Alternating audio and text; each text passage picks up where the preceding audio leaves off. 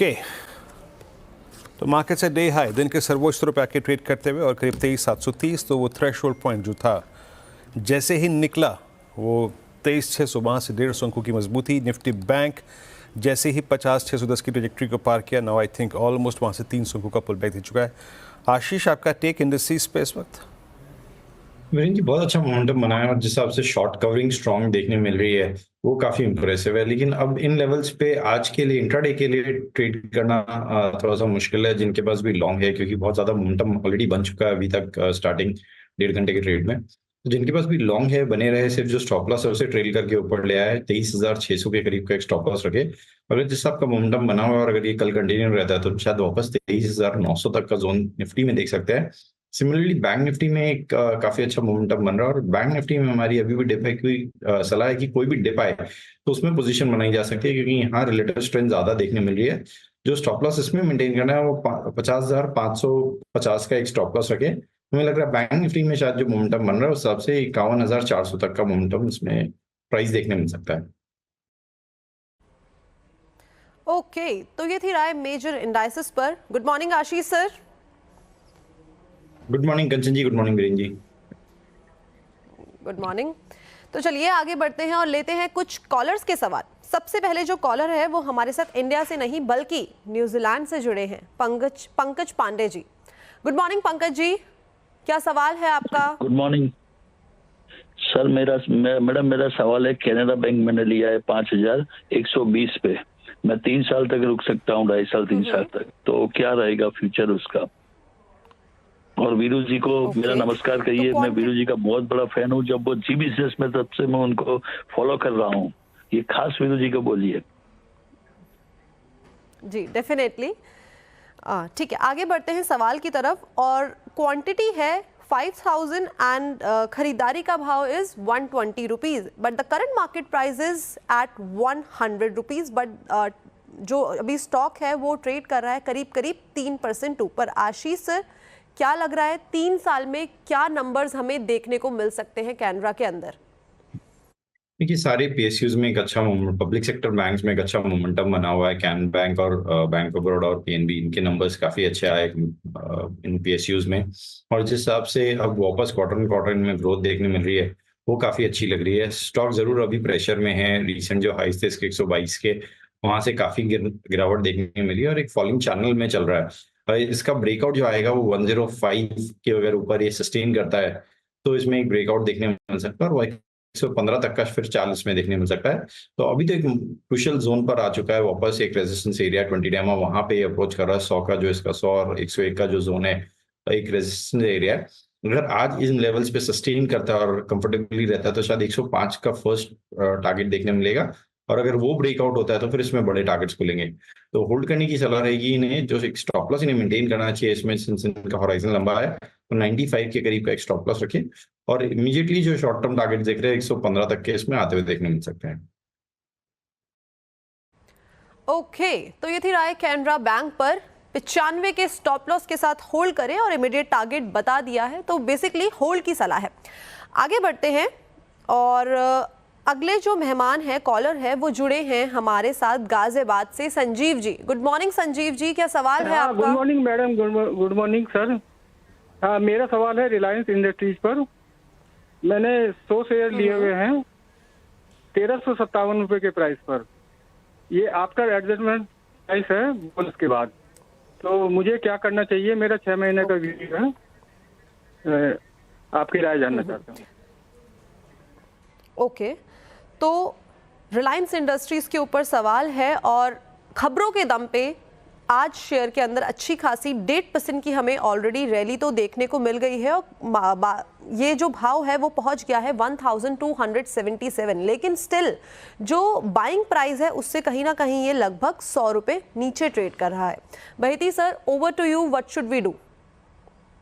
कंचन ji, generally अगर थोड़ा सा वेल्थ बनाना है तो जो अच्छे स्टॉक्स है और वो गिर रहे हैं तो उसमें थोड़ी सी एवरेजिंग करने की सलाह रहेगी हमारी। तो रिलायंस वापस एक अच्छे प्राइस पे अब अवेलेबल हो गया है, 1200-1250 से लेके जो इसका 1280 का जो जोन है, एक स्ट्रॉन्ग सपोर्ट जोन बन गया और हमें लग रहा है कि यहाँ से एक पुल बैक शायद इसमें देखने मिल सकता है। अब आप देखिए न्यूज फ्लोज भी पॉजिटिव आने चालू हो रहे हैं स्टॉक में। तो यहाँ पे ये शायद थोड़ी पोजीशन ऐड कर सकते हैं और बने रहे इस पोजीशन में। स्टॉप लॉस भी मेंटेन करना चाहिए, 1250 के करीब का सेल मेंटेन करें। हमें लग रहा है इसका जो आपका स्ट्रक्चर बना हुआ है, इमीडिएट शॉर्ट टर्म टारगेट जो है वो 1330 के इसमें आते हुए देखने मिल सकते हैं। ओके तो इसी राय रिलायंस इंडस्ट्रीज पर वेल्थ क्रिएशन के लिए एक अच्छा स्टॉक है, लेकिन आपको बता दें कि जो इस नेटवर्क की ओन कंपनी है वो है रिलायंस इंडस्ट्रीज। तो यहाँ पे निवेश या फिर ट्रेड करने से पहले अपने पर्सनल फाइनेंशियल एडवाइजर से सलाह जरूर ले लें, उसी के बाद कहीं निवेश या फिर ट्रेड करें। मूविंग फॉरवर्ड, अगले मेहमान इंदौर से हमारे साथ जुड़े हैं भूपेंद्र जी। गुड मॉर्निंग भूपेंद्र जी, क्या सवाल है आपका? Good morning ma'am. मैम मेरा क्वेश्चन है, मेरे पास साइंट के शेयर हैं, 47 शेयर है मेरे पास 2177 के भाव पे। तो इसमें मैं एक राय जानना चाहूंगा कि क्या राय रहेगा मेरे लिए, इसको लॉन्ग टर्म व्यू है मेरा। ओके लॉन्ग टर्म का नजरिया है, लेकिन ईयर टू डेट का चार्ट जो है वो कहीं ना कहीं अपने वीकर साइड में है, बट आज शेयर के अंदर अप्रॉक्सीमेटली 2% का एक अपसाइड मोमेंटम देखा गया है। वहीती सर, क्या ये भी स्ट्रक्चरली और इन्वेस्टमेंट पॉइंट ऑफ व्यू से जिस तरीके से आपने रिलायंस का नजरिया बताया था वैसा ही लग रहा है? जी, मिड कैप आईटी में हम देख रहे हैं कि एक अच्छा मोमेंटम बन रहा है वापस। और साइंड ने अभी जब साइंड डीएलएम की इनकी एक एग्जिट की थी थोड़ी, तो एक अच्छा मोमेंटम वापस 2100 साढ़े 2100 तक का जोन बना था और वापस वहां से थोड़ी सी गिरावट देखने मिली है। स्टॉक 200 डेमा के नीचे स्लिप हो चुका है। इन लेवल्स पे ऐड करने की सलाह नहीं रहेगी, लेकिन बने रहे। जिस आपका स्ट्रक्चर बना हुआ है, हमें लग रहा है इसमें एक क्वार्टर के अंदर अंदर वापस इसमें 2100 साढ़े 2100 तक का जोन देखने मिल सकता है। तो 3 महीने में अच्छा एक मोमेंटम यहाँ पे देखने मिल सकता है, क्योंकि मिड कैप आईटी में मोमेंटम सब में अब बन रहा है और एक अच्छी बाइंग इंटरेस्ट देखने मिल रही है। 1750 का एक स्टॉप लॉस जरूर मेंटेन करें और फर्स्ट जो टारगेट इसके दिख रहे हैं 1950, और अगर वो क्रॉस होता है तो फिर 2100 तक के टारगेट्स के लिए इसमें पोजीशन बनाए रखें। ओके तो ये थी राय साइंट पे। जुड़ते हैं नेक्स्ट कॉलर के साथ वापी से मनोज जी हमारे साथ जुड़े हैं। नमस्कार मनोज जी, क्या सवाल है आपका? हाँ जी मैडम नमस्कार। मैडम मेरे पास एनसीसी लिमिटेड के 100 शेयर है 319 के रेट से 5 से 6 महीने तक होल्ड कर सकता हूँ। ओके 364 का इसका 52 हफ्ते का हाई है और 283 पे ये करंटली ट्रेड कर रहा है। 6 महीने का टाइम फ्रेम लेके चल रहे हैं मनोज जी। वहीती सर, 6 महीने में क्या लग रहा है आपको? 314, 15, 320 तक के टारगेट आते हुए दिखाई दे रहे हैं? कंचन जी बोलना मुश्किल रहेगा, क्योंकि एक हाई बीटा स्टॉक है और एक वन वे रैली हमने देखा था 72 जो सितंबर 22 से इसमें वन वे रैली देखने मिली थी 350 तक के जोन की। अब इसमें प्रॉफिट टेकिंग देखने मिल रही है और स्टॉक अपने 200 डेमा के नीचे स्लिप हो चुका है। आज जरूर इसमें एक थोड़ी सी रिकवरी है, लेकिन अभी तक वो रिकवरी सस्टेन करेगी और उसमें वापस कंटिन्यूएशन आएगा। वो जब ये 290 के ऊपर ट्रेड करेगा तभी इसमें बोल सकते हैं कि वापस एक रैली रिज्यूम हो रही है। अभी के लिए इसमें प्रेशर है, सेलिंग प्रेशर बना हुआ है। फर्स्ट डे आज थोड़ी सी रिकवरी का है, तो यहाँ पे स्ट्रिक्ट स्टॉप लॉस लगाने के लिए सलाह रहेगी इनको, जो कि 270 का एक स्ट्रिक्ट स्टॉप लॉस लगाए। अगर उसके नीचे जाता है तो इसमें से एग्जिट करें। ओके तो ये थी राय एनसीसी के ऊपर। आगे बढ़ते हैं और सूरत से हमारे साथ जुड़े हैं संदीप जी। नमस्कार संदीप जी, क्या सवाल है आपका? नमस्ते मैडम। मैम मेरे पास ऑनवर्ड टेक शेयर है, ऑनवर्ड टेक आईटी के, और 350 में परचेज किए हुए हैं। वो अभी मेरे को होल्डिंग करना चाहिए कि सेल कर देना चाहिए, उसका जानना था। ओके टाइम फ्रेम क्या लेके चल रहे हैं सर आप? 2 साल तक। 2 साल का, ठीक है। टाइम फ्रेम 2 साल का है, माय बैड। ऑनवर्ड टेक्नोलॉजी वही थी सर 52 हफ्ते के, उससे ये तो 50% करेक्ट हो गया है ऑलरेडी। 309 पे ये ट्रेड कर रहा है और खरीदारी जो की गई है वो 350 पे की गई है। क्या लग रहा है 2 साल में 52 हफ्ते का हाई वापस से ये टच कर पाएगा? कंचन जी काफी प्रेशर है। जहां हम देख रहे हैं मिड कैप आईटी में अच्छा मोमेंटम बना हुआ है, यहाँ पे इंक्लूडिंग इवन प्रमोटर्स की भी एग्जिट देखने मिल रही है मुझे तो। और जिस हिसाब से अगर प्रमोटर होल्डिंग भी अगर मैं बात करूँ तो वो ऑलमोस्ट 38% के करीब से नीचे जा चुकी है। और वही चार्ट पे भी देखने मिल रहा है, चार्ट पे भी प्रेशर काफी बना हुआ है, कोई रिस्पाइट नहीं है और कोई भी पुल बैक इसमें देखने नहीं मिल रहा है। तो हमारी सलाह रहेगी या तो इसमें अभी लॉस बुक कर ले या कोई पुल बैक में इसमें से एग्जिट करें। ओके, तो ये थी राय ऑनवर्ड टेक्नोलॉजीज के ऊपर। आगे बढ़ते हैं और बिहार से कुणाल जी जुड़े हैं। गुड मॉर्निंग कुणाल जी, क्या सवाल है आपका? Good morning ma'am, thank you ma'am. आज मेरा सवाल लेने के लिए मैम, मेरे पास जी सर, क्या सवाल है? मैम मेरे पास नेक्टर लाइफ साइंस का 1200 शेयर है और उसका एवरेज प्राइस है 51 रुपीज मैम। मैं लिया तो था स्विंग ट्रेडिंग के दिन से, लेकिन अब जब उसमें फंस गए हैं तो बस ये जानना है कि क्या ये रिकवरी हो पाएगा। राइट, तो काफ़ी छोटा काउंटर है, 35 रुपए पे ट्रेड कर रहा है। बहेती सर, क्या सलाह देना चाहेंगे स्टॉक की? मैं आपसे बाद में जानकारी लूंगी, उससे पहले मैं इस तरीके के ट्रेड के लिए सलाह लेना चाहूंगी कि क्या आप बोलना चाहेंगे? जी कंचन जी, अवॉइड करने की सलाह रहेगी ऐसे ट्रेड्स के लिए स्पेसिफिकली जहाँ पे एक तो मार्केट कैप छोटा है और उसके बाद जैसे ही आप देख सकते हैं कि बी कैटेगरी में, ट्रेड टू ट्रेड कैटेगरी में है तो 5% के सर्किट लिमिट पे है। और जहाँ हम आज देख रहे हैं कि मार्केट में रिकवरी है, इतनी अच्छी मोमेंटम बन रही है, इसमें अभी भी 2% की गिरावट है। तो ऐसे स्टॉक्स में थोड़ा सा पुल बैक मुश्किल हो जाता है। और जिस हिसाब से अभी ये वापस 5% के लोअर सर्किट पे, और अगर आप देखेंगे 4 नवंबर से इसमें कंटिन्यूसली लोअर सर्किट्स लग रहे थे, तो हमारी सलाह रहेगी कि इसमें से कोई भी पुल बैक आता है तो उसमें से एग्जिट करें। राइट, तो इस काउंटर से थोड़ा सा आपको अवॉइड करने की सलाह है और अच्छे शेयर्स में आप इन्वेस्ट पैसे अपने करके चल सकते हैं। और स्पेसिफिकली नेक्टर के अंदर क्या इस टाइम पे आपको करना चाहिए, इट्स टोटली अवॉइड। आगे बढ़ते हैं और नाशुक से श्रीकांत जी जुड़े हैं। नमस्कार श्रीकांत जी, क्या सवाल है आपका? नमस्कार। NHPC @98 मेरे पास 1000 शेयर है, तो लॉन्ग टर्म व्यू चाहता हूँ मैं। Okay, long term view 1000 shares of NHPC और buying price is 98 rupees, but it is currently trading at 80 rupees. 18 रुपए का इस टाइम पे घाटा हमें दिखाई दे रहा है NHPC के अंदर। बहेती सर, ओवर टू यू। जी कंचन जी, देखिए घाटा जरूर है, लेकिन एक स्ट्रॉन्ग मोमेंटम में था ये स्टॉक और वापस हमें लग रहा है कि ये मोमेंटम रिज्यूम होता हुआ देखने मिल सकता है। जैसे आज हम देख रहे हैं सारे गवर्नमेंट इंटरप्राइजेज में एक अपवर्ड रैली चालू हुई है और इसमें NHPC में भी हमको लग रहा है कि यहाँ से एक मोमेंटम वापस पुल बैक देखने मिल सकता है, जो कि इसे इमीडिएट शॉर्ट टर्म टारगेट जो है वो 85 तक का जोन दिखा सकता है। तो होल्ड करने की सलाह है। अगर 85-87 का जो जोन है वो क्रॉस करता है तो एक बार वापस चार्ट चेक करवा ले इसका, क्योंकि वो एक जोन है जो रेजिस्टेंस एरिया बनेगा इसके लिए। अभी एक सपोर्ट के पास खड़ा है, तो 77 का स्ट्रिक्ट स्टॉप लॉस जरूर मेंटेन करें और इमीडिएट टारगेट जो 85 के लिए पोजीशन को बने रहे।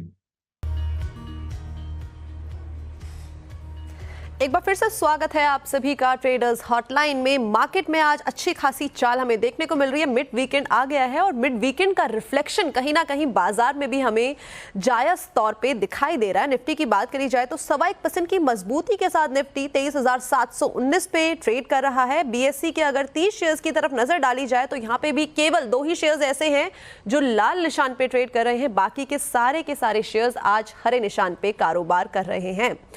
आगे बढ़ते हैं और चलते हैं डायरेक्टली कॉलर्स की तरफ। अगले कॉलर लखनऊ से हमारे साथ जुड़े हैं सुशील भट्ट जी।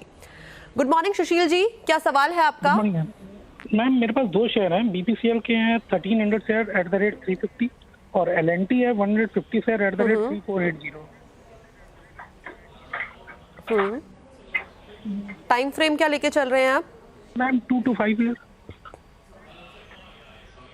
ओके सर, सबसे पहले मुझे बताइए, जब आपने BPCL के अंदर खरीदारी की थी तो किसी की सलाह ली थी या अपनी ही सलाह थी आपकी है?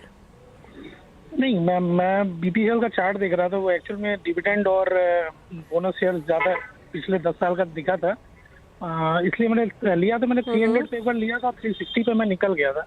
मैंने इसको दोबारा जब 376 पे गया था तो 360 पे फिर से बाई किया था, क्योंकि उसमें मैं रिकमेंडेशन थी कि ये 400 अराउंड जाएगा, तो मैंने लेके डाल दिया था। जी ठीक है, ओके। तो सबसे पहले BPCL पे ही सलाह लेते हैं बहेती सर की। बहेती सर, 295, 350 की खरीदारी 52 हफ्ते का हाई देखा जाए तो वो भी 375 के आसपास है। 400 तक आपको दिखाई दे रहा है ये नियर टर्म में? कंचन जी, थोड़ा सा मुश्किल रहेगा 400 तक का ट्रेजेक्टरी यहाँ पर अभी, क्योंकि ऊपर में रेजिस्टेंस काफी बना हुआ है और सप्लाई हम देख रहे हैं कंटिन्यूसली आ रहा है। अक्टूबर में से जो इसमें गिरावट चालू हुई है, वन वे फॉल थी और कोई भी पुल बैक इसका 20 डेमा को भी सरपास नहीं कर पाया। स्टॉक इनफैक्ट इतना इसमें सेलिंग प्रेशर है कि 200 डेमा के नीचे स्लिप हो चुका है और 200 डेमा भी जो इसका है वो 310 के ऊपर प्लेस्ड है। बट बेस्ट पार्ट ये है कि एक स्ट्रॉन्ग सपोर्ट एरिया के पास आया हुआ है। जो सपोर्ट एरिया है इसका 285 से 290 का जोन है, वहां पे इसने बेस बनाया। इस बार भी जो अटेम्प्ट किया था 290 तक गिरावट देखने मिली थी इसमें। तो यहाँ होल्ड करने की सलाह है। 285 का एक स्टॉप लॉस जरूर रखे, क्योंकि अगर वो ब्रीच होता है तो इसमें गिरावट और बढ़ते हुए देखने मिल सकती है। हमें लग रहा है जिसमें जो शॉर्ट टर्म पुल बैक है वो 310 तक का मोमेंटम इसमें दिखा सकता है। ओके, तो ये थी राय बीपीसीएल में। अगर आज के सत्र की बात करी जाए तो पूरा का पूरा पीएसयू स्पेस आज जोरदार हलचल दिखा रहा है। तमाम सरकारी शेयर में 5% तक की हमें तेजी तो ऑलरेडी देखने को मिल गई है। दरअसल कल विनिवेश विभाग ने सरकारी कंपनियों के लिए डिविडेंड, साथ ही साथ बोनस शेयर बायबैक और इसके अलावा स्टॉक स्प्लिट के रूल्स में थोड़े से बदलाव किए हैं। कौन से हुए हैं अहम बदलाव, हमारे साथ बताने के लिए जुड़ रहे हैं लक्ष्मण राय जी। तो बताइए लक्ष्मण जी, क्या बदलाव हुए हैं जिसके बाद हमें पीएसयू में ऐसी जोरदार रैली देखने को मिली है? दरअसल जो नई गाइडलाइन जारी की गई है उसमें dividend, share buyback, share split जैसे शर्तों में काफ़ी ज़्यादा ढील दी गई है। सबसे पहले बात करूं डिविडेंड को लेकर के, तो अब ये नई गाइडलाइन में कहा गया है कि सरकारी कंपनी को डिविडेंड देना पड़ेगा। डिविडेंड देना पड़ेगा वो प्रॉफिट आफ्टर टैक्स का कम से कम 30% या फिर कंपनी के नेटवर्थ का 4%, जो भी ज़्यादा होगा वो बतौर डिविडेंड देना पड़ेगा। अब इसमें राहत ये दी गई है कि 30% वाली शर्त तो पहले भी थी, लेकिन नेटवर्थ का 5% था जिसको घटा करके 4% कर दिया गया है, यानी डिविडेंड थोड़ा सा कम देना पड़ सकता है। दूसरा, इसी में एक शर्त है कि फाइनेंशियल सेक्टर के जो एनबीएफसी हैं, सरकारी एनबीएफसी, उनको और रियायत दी गई है। उनमें नेटवर्थ का जो 4% था उसको उस शर्त को हटा दिया गया है। उनको डिविडेंड देना पड़ेगा सिर्फ उनके मुनाफे यानी प्रॉफिट आफ्टर टैक्स का 30% सालाना।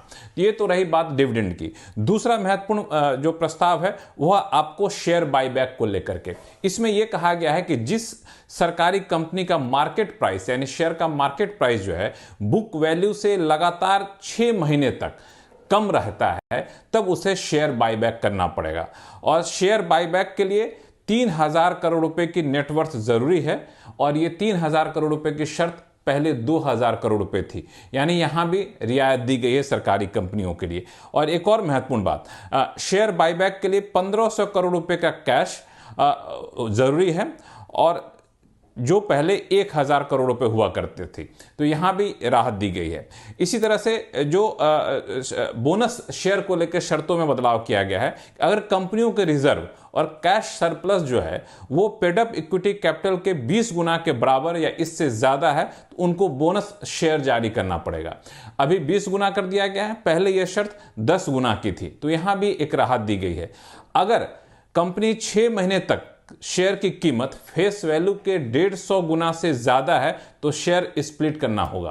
पहले 150 गुना के बजाय सिर्फ 50 गुना की शर्त थी। एक और यहां पर रियायत दी गई है कि 2 शेयर स्प्लिट के बीच में कम से कम 3 साल का गैप होना जरूरी है। तो इन शर्तों के साथ सरकारी कंपनियों के लिए नई गाइडलाइन जारी कर दी गई है और इसका सीधा सा मतलब कहें तो सरकारी कंपनियों को अब dividend, share buyback, bonus share की शर्तों में ढील दी गई है, यानी उनके पास ज्यादा कैश होगा। वो ज्यादा कैश होगा तो ज्यादा कैपेक्स में यानी विस्तार योजनाओं में खर्च कर सकेंगे। इसका मोटे तौर पर लबोलुआब ये कहा जा सकता है।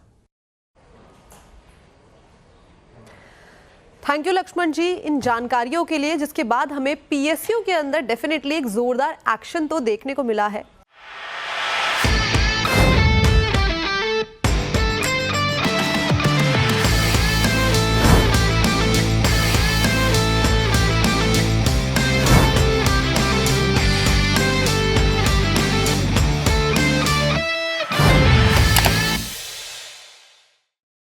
बता दें कि मनी कंट्रोल पर दिए गए विचार एक्सपर्ट्स के अपने निजी विचार होते हैं। वेबसाइट या मैनेजमेंट इसके लिए उत्तरदायी नहीं है। यूजर्स को मनी कंट्रोल की सलाह है कि कोई भी निवेश निर्णय लेने से पहले सर्टिफाइड एक्सपर्ट की सलाह लें।